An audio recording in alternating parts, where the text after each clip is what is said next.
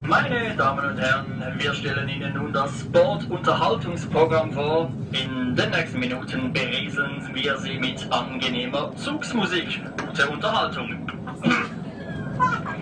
Wir verreisen mit dem Zug, wenn's am meisten Leute hat. Wir sind halt Rentner, machen ganze Abteil voll, weil wir finden's einfach toll, wenn die wo schaffen gehen, im Gang nicht stehen.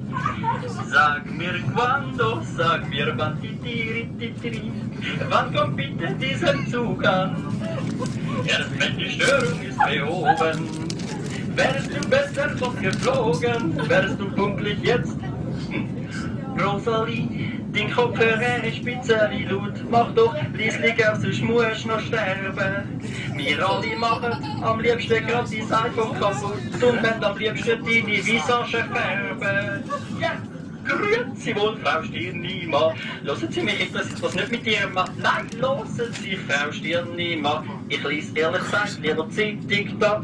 Meine Damen und Herren, nächster Halt, St. Gallen.